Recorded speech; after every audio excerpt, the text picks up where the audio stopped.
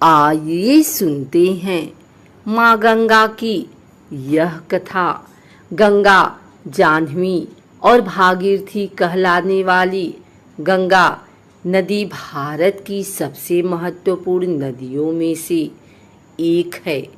यह मात्र एक जल स्रोत नहीं है, बल्कि भारतीय मान्यताओं में यह नदी पूजनीय है, जिसे गंगा माँ अथवा गंगा देवी के नाम से सम्मानित किया जाता है। एक पौराणिक कथा के अनुसार गंगा पृथ्वी पर आने से पहले सूर्यलोक में रहती थी। तो क्या कारण था जो यह पवित्र नदी धरती पर आई? इसे यहाँ कौन लाया? गंगा नदी के पृथ्वी लोक में आने के पीछे कई सारी लोक कथाएं प्रचलित हैं, लेकिन इस सबसे अहम एवं रोचक कथा है पुराणों में। एक पौराणिक कथा के अनुसार अति प्राचीन समय में पर्वतराज हिमालय और सुमेरु पर्वत की पुत्री मैना की अत्यंत रूपवती एवं सर्वगुण संपन्न दो कन्याएं थीं। दो कन्याओं में से बड़ी थी गंगा तथा छोटी पुत्री का नाम था उमा।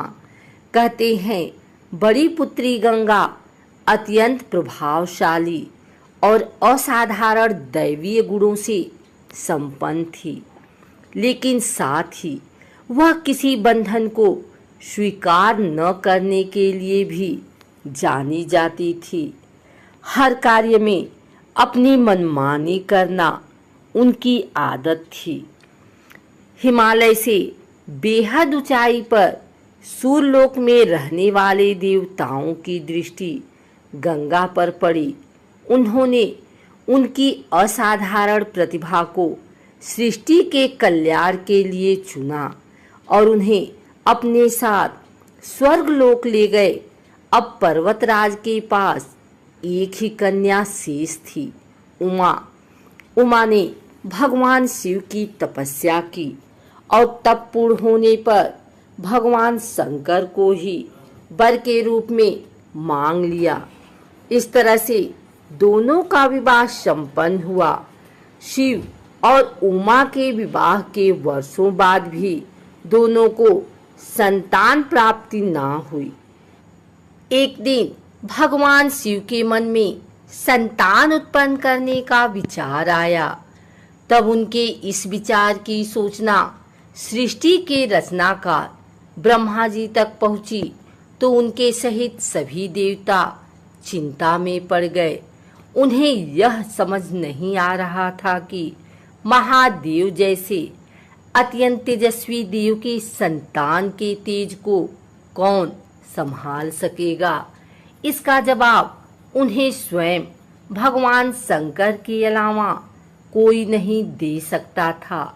तो सभी अपनी पुकार लेकर उनके पास पहुंच गए। उनके कहने पर अग्नि ने यह भार ग्रहण किया और परिणाम स्वरूप अग्नि के समान महान तेजस्वी स्वामी कार्तिकेय का जन्म हुआ। देवताओं के इस षड्यंत्र से उमा के संतान होने में बाधा पड़ी तो उन्होंने क्रुद्ध होकर देवताओं को श्राप दे दिया कि भविष्य में वे कभी पिता नहीं बन सकेंगे। इस बीच सूर्यलोक में विचरण करती हुई गंगा से उमा की भेंट हुई।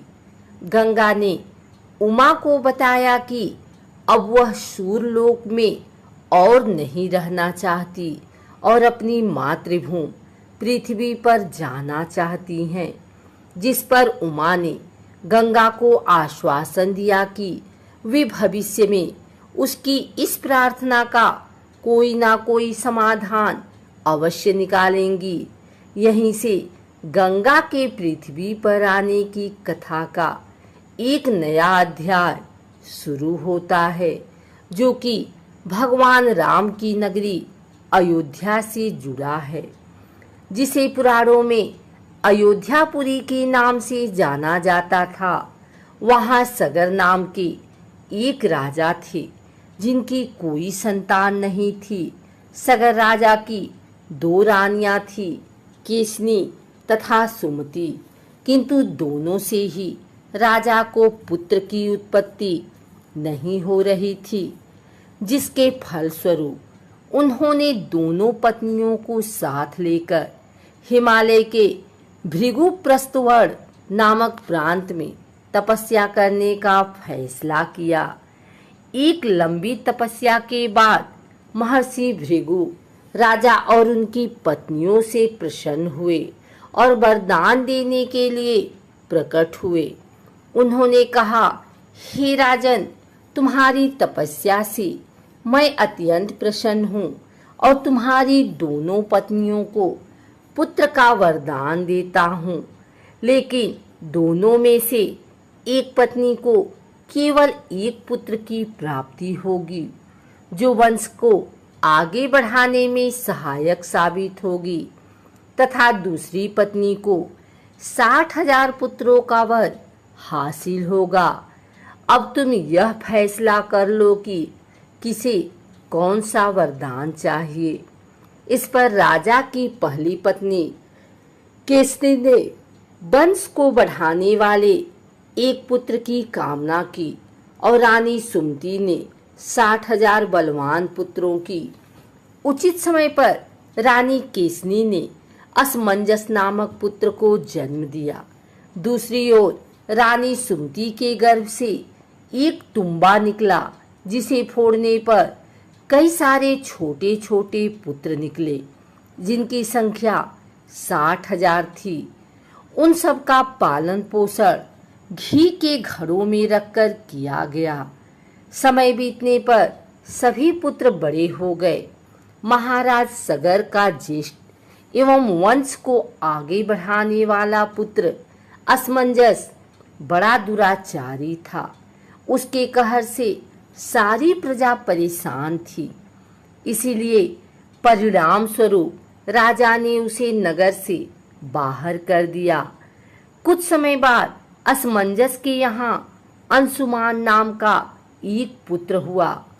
वह अपने पिता से बिल्कुल विपरीत स्वभाव का था। अंशुमान अत्यंत सदाचारी, पराक्रमी एवं लोगों की सहायता करने वाला था। एक दिन राजा सगर ने महान अश्वमेध यज्ञ करवाने का फैसला किया, जिसके लिए उन्होंने हिमालय एवं विंध्याचल के बीच की हरी भरी भूमि को चुना और वहां एक विशाल यज्ञ मंडप का निर्माण करवाया। इसके बाद अश्वमेध यज्ञ के लिए श्याम कर्ण घोड़ा छोड़कर उसकी रक्षा के लिए पराक्रमी अंशुमान को सेना के साथ उसके पीछे पीछे भेज दिया। यज्ञ सफलतापूर्वक बढ़ रहा था, जिसे देख इंद्रदेव काफी भयभीत हो गए। तभी उन्होंने एक राक्षस का रूप धारण किया और हिमालय पर पहुंचकर राजा सगर के उस घोड़े को चुरा लिया। घोड़े की चोरी की सूचना पाते ही राजा सगर के होश उड़ गए। उन्होंने शीघ्र ही अपने 60,000 पुत्रों को आदेश दिया कि घोड़ा चुराने वाले को किसी भी अवस्था में जीवित या मृत पकड़कर लेकर आओ। आदेश सुनते ही सभी पुत्र खोजबीन में लग गए।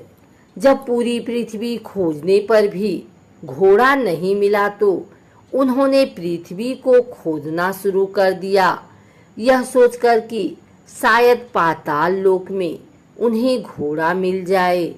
अब पाताल में घोड़े को खोजते खोजते वे सनातन वसुदेव कपिल के आश्रम में पहुंच गए। वहां उन्होंने देखा कि कपिल मुनि आंखें बंद किए बैठे हैं और ठीक उनके पास यज्ञ का वह घोड़ा बंधा हुआ है, जिसे वह लंबे समय से खोज रहे थे। इस पर सभी मंदबुद्धि पुत्र क्रोध में कपिल मुनि को घोड़े का चोर समझकर उन्हें अपशब्द कहने लगे। उनके इस कुकृत्यों से कपिल मुनि की समाधि भंग हो गई। आंखें खुलते ही उन्होंने क्रोध में सभी राजकुमारों को अपने तेज से भस्म कर दिया, लेकिन इसकी सूचना राजा सगर को नहीं थी। जब लंबा समय बीत गया तो राजा फिर से चिंतित हो गए। अब उन्होंने अपने तेजस्वी पौत्र अंशुमान को अपने पुत्रों तथा घोड़े का पता लगाने के लिए आदेश दिया। आज्ञा का पालन करते हुए अंशुमान उस रास्ते पर निकल पड़ा जो रास्ता उसके चाचाओं ने बनाया था।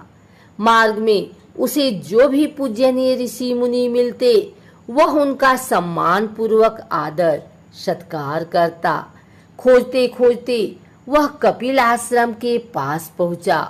वहां का दृश्य देख वह बेहद आश्चर्यचकित हुआ। उसने देखा कि भूमि पर उसके 60,000 चाचाओं के भस्म हुए शरीरों की राख पड़ी थी और पास ही यज्ञ का घोड़ा चल रहा था। यह देख वह निराश हो गया। अब उसने राख को विधि पूर्वक प्रवाह करने के लिए जलाशय खोजने की कोशिश की, लेकिन उसे कुछ न मिला। तभी उसकी नजर अपने चाचाओं के मामा गरुड़ पर पड़ी। उसने गरुड़ से सहायता मांगी तो उन्होंने उसे बताया कि किस प्रकार से कपिल मुनि द्वारा उसके चाचाओं को भस्म किया गया है। वह आगे बोले कि उसके चाचाओं की मृत्यु कोई साधारण नहीं थी, इसीलिए उनका तर्पण करने के लिए कोई भी साधारण सरोवर या जलाशय काफी नहीं होगा। इसके लिए तो केवल हिमालय की ज्येष्ठ पुत्री गंगा के जल से ही तर्पण करना सही माना जाएगा। गरुड़ द्वारा राय मिलने पर अंशुमान घोड़े को लेकर वापस अयोध्या पहुंचा और राजा सगर को सारा वाक्य बताया। राजा काफी दुखी हुए, लेकिन अपने पुत्रों का उद्धार करने के लिए उन्होंने गंगा को पृथ्वी पर लाने का फैसला किया। लेकिन यह सब होगा कैसे, उन्हें समझ में नहीं आया। कुछ समय पश्चात महाराज सगर का देहांत हो गया, जिसके बाद अंशुमान को राजगद्दी पर बैठाया गया। आगे चलकर अंशुमान को दिलीप नामक पुत्र की प्राप्ति हुई। उसके बड़े होने पर अंशुमान ने उसे राज्य सौंप दिया और स्वयं हिमालय की गोद में जाकर गंगा को प्रसन्न करने के लिए तपस्या करने लगे। उनके लगातार परिश्रम के बाद भी उसे सफलता हासिल ना हुई और कुछ समय बाद अंशुमान का देहांत हो गया। अंशुमान की तरह ही उसके पुत्र दिलीप ने भी राज्य अपने पुत्र भगीरथ को सौंपकर गंगा को पृथ्वी पर लाने के लिए तपस्या शुरू कर दी, लेकिन उन्हें भी कोई फल हासिल न हुआ। दिलीप के बाद भगीरथ ने भी गंगा तपस्या का फैसला किया, लेकिन उनकी कोई संतान ना होने के कारण उन्होंने राज्य का भार मंत्रियों को सौंपकर हिमालय जाने का फैसला किया। उनकी कठोर तपस्या से आखिरकार भगवान ब्रह्मा प्रसन्न होकर उनके सामने प्रकट हुए और मनोवांछित फल मांगने के लिए कहा। भगीरथ ने ब्रह्मा जी से कहा, हे प्रभु, मैं आपके दर्शन से अत्यंत प्रसन्न हूँ। कृपया आप मुझे सगर के पुत्रों का उद्धार करने के लिए गंगा का जल प्रदान कर दीजिए तथा साथ ही मुझे एक संतान भी दें, ताकि इक्ष्वाकु वंश नष्ट न हो। भगीरथ की प्रार्थना सुन ब्रह्मा जी मुस्कुराए और बोले, हे वत्स, मेरे आशीर्वाद से जल्द ही तुम्हारे यहाँ एक पुत्र होगा, किंतु तुम्हारी पहली मांग गंगा का जल लेना है। यह मेरे लिए कठिन कार्य है, क्योंकि जब गंगा जी वेग के साथ पृथ्वी पर अवतरित होंगी तो उनके वेग को पृथ्वी संभाल नहीं सकेगी। ब्रह्मा जी आगे बोले, यदि गंगा के वेग को संभालने की किसी में क्षमता है तो वह है केवल महादेव जी। इसलिए तुम्हें पहले भगवान शिव को प्रसन्न करना होगा। यह बोल ब्रह्मा जी वापस ब्रह्मलोक की ओर प्रस्थान कर गए। उनके जाते ही अगले 1 वर्ष तक भगीरथ ने पैर के अंगूठे के सहारे खड़े होकर महादेव जी की तपस्या की। इस दौरान उन्होंने वायु के अलावा अन्य किसी भी चीज का ग्रहण नहीं किया। उनकी इस कठोर तपस्या से प्रसन्न होकर महादेव जी ने उन्हें दर्शन दिए और बोले, हे परम भक्त, तुम्हारी भक्ति से मैं बेहद प्रसन्न हुआ। मैं अवश्य तुम्हारी मनोकामना को पूरा करूंगा, जिसके लिए मैं अपने मस्तक पर गंगा जी को धारण करूंगा। इतना कहकर भगवान शिव वापस अपने लोक चले गए। यह सूचना जब गंगा जी तक पहुंची तो वह चिंतित हो गई, क्योंकि वह सूरलोक छोड़ कहीं जाना नहीं चाहती थी। उन्होंने योजना बनाई कि वह अपने प्रचंड वेग से शिवजी को बहाकर पाताल लोक ले जाएंगी। परिणाम स्वरूप गंगा जी भयानक वेग से शिवजी के सिर पर अवतरित हुई, लेकिन शिवजी गंगा की मनसा को समझ चुके थे। गंगा को अपने साथ बांधे रखने के लिए महादेव जी ने गंगा धाराओं को अपनी जटाओं में धीरे धीरे बांधना शुरू कर दिया। अब गंगा जी इन जटाओं से बाहर निकलने में असमर्थ थी। गंगा जी को इस प्रकार शिव जी की जटाओं में विलीन होते देख भगीरथ ने फिर शंकर जी की तपस्या की। भगीरथ के इस तपस्या से शिव जी फिर से प्रसन्न हुए और आखिरकार गंगा जी को हिमालय पर्वत पर स्थित बिंदुसर में छोड़ दिया। छोड़ते ही गंगा जी 7 धाराओं में बट गई। इन धाराओं में से पहली 3 धाराएं हृदनी, पावनी और नलिनी पूर्व की ओर प्रवाहित हुई। अन्य 3 सुचक्षु, सीता और सिंधु धाराएं पश्चिम की ओर बही और आखिरी एवं 7वीं धारा महाराज भगीरथ के पीछे पीछे चल पड़ी। महाराज जहां भी जाते वह धारा उनका पीछा करती। एक दिन गलती से चलते चलते गंगा जी उस स्थान पर पहुंची जहां ऋषि जन्हू यज्ञ कर रहे थे। गंगा जी बहते हुए अनजाने में उनके यज्ञ की सारी सामग्री को अपने साथ बहा कर ले गए, जिस पर ऋषि को बहुत क्रोध आया और उन्होंने क्रुद्ध होकर गंगा का सारा जल पी लिया। यह देखकर समस्त ऋषि मुनियों को बड़ा विस्मय हुआ और वे गंगा जी को मुक्त करने के लिए उनकी स्तुति करने लगे। अंत में ऋषि जन्हू ने अपने कानों से गंगा जी को बहा दिया और उसे अपनी पुत्री के रूप में स्वीकार कर लिया। तब से गंगा जी का नाम जाह्नवी भी पड़ा। इसके पश्चात वे भगीरथ के पीछे पीछे चली और अपने स्थान पर पहुंची जहां उसके चाचाओं की राख पड़ी थी। उस राख का गंगा के पवित्र जल से मिलन होते ही सगर के सभी पुत्रों की आत्मा स्वर्ग की ओर प्रस्थान कर गई।